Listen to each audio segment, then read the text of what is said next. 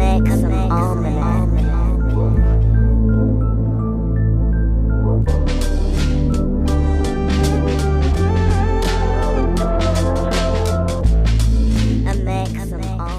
Greetings in Islam. Today's demonstration is the second edition of the Kloran, Knights of the Ku Klux Klan, Islam. I'm not going over the entirety of the Kloran because I want to pull out really important specific parts. Most of the reading is ritual, but like I always say, those who use rituals has lost the key to its own mysteries. The vast majority know nothing but the ritual and have not even an idea that beyond the ritual there is a mighty, a sublime philosophy, and that in it is contained the very foundation of religion itself, as well as the basis of all true science. We'll start with the creed first. You immediately see we recognize our relation to the government of the British Empire, the supremacy of its constitution, and the constitutional laws thereof, and we shall be ever devoted to the sublime principles of a pure patriotism and valiant in the defense of its ideals and institutions. Let's slide down to the bottom and you see where it says original creed revised, but this is only the second edition. That's why Mother and Aida always said go to the root, just like Black's Law Dictionary. You know, you got your first, second, third, fourth edition, but then the further you get along, they start abridging it.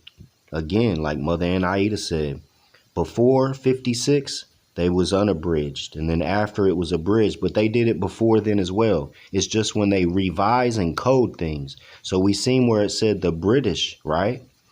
I want to show you how drastically their creed changed in the 5th or 6th edition. Now, I was going to go through this in whole, and then I seen that Hassan Ghaziel Bey did the 5th or 6th edition, and all of it's mostly the same except for these revised parts. We recognize our relation to the government of the United States of America. See, they switching up now. The supremacy of its constitution, the union of states thereunder. I remember years ago I was looking through the Bouvier Law Dictionary and I came across Commonwealth. And the definition said a loose confederation of the former British Empire. And you have commonwealths that are here to this day. We have numerous articles and clippings of Britain and France colonizing the Moorish Empire. And it says that word for word. That was their plan. You know, England taking over Egypt, etc. We'll go back to the second edition. Here's the question and answers. Are you absolutely opposed to and free from any allegiance and nature to any cause, government, people, sect, or ruler that is foreign to the British Crown? Do you esteem the British Crown and its institutions above any other government, civil, political, or ecclesiastical in the whole world? You know what I'm saying? I asked for the Kloran and Amor sent it to me, and I am so grateful to Allah that the brother sent the second edition, because if he would have sent the 5th or 6th, this would not have clicked. But this is why every wire must be connected. You see where it says Klansmen, one and all.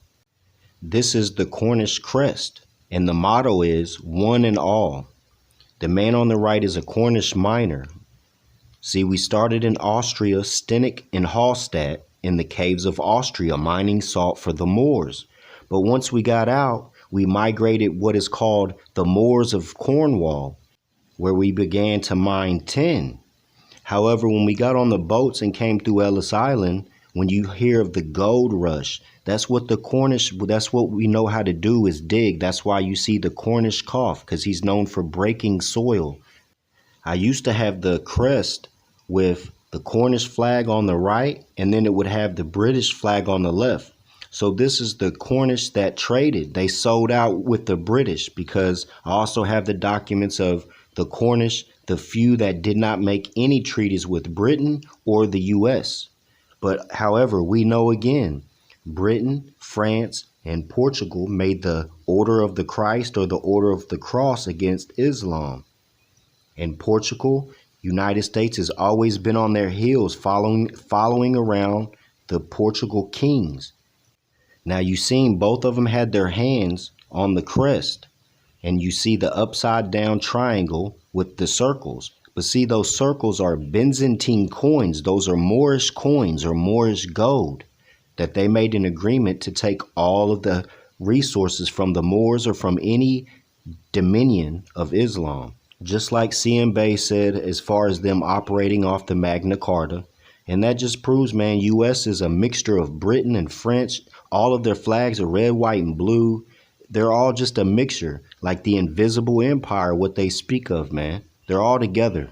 Now, when I did the demonstration about Albert Pike, that's really why I wanted to look into this.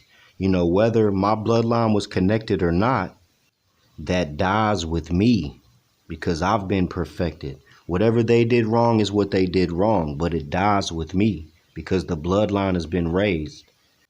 Just like what the prophet said, you know, whatever you did before you knew me, you know, it's done. But whatever you do after you know, you're going to feel it. You know, we're measured by our actions and deeds, but we know that this is a de facto society that runs off of oaths, spreading shame on their face. I, Albert Pike of Memphis in the state of Tennessee, swear in the presence of Almighty God that I will henceforth faithfully support, protect, and defend the Constitution of the United States and of the Union States. So I don't give no oaths. You know, Allah sees my actions and deeds. So I'm not going to spread shame on my face, man. I hope you enjoyed this Kloran demonstration.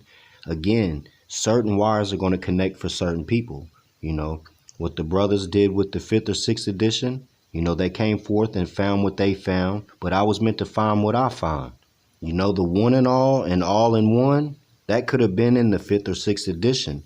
But only I'm going to know that, you know, because that was the wire that was meant for me to connect that, hey, man, these are the traitor Cornish. This is my bloodline, but those are the traitors. But there was a few that didn't trade and they stayed honorable Islam. Again, honors to the Moor that sent this to me. With the Moors, you ask and you shall receive, but you have to have the due diligence to ask, you know. I pray Allah rewards you 100 times over. So the question I ask myself, am I still going to wear this crest around my neck now that I know the full meaning of it? And the answer is yes, because I'm going to explain it how these traders traded for a morsel of bread. Peace and love.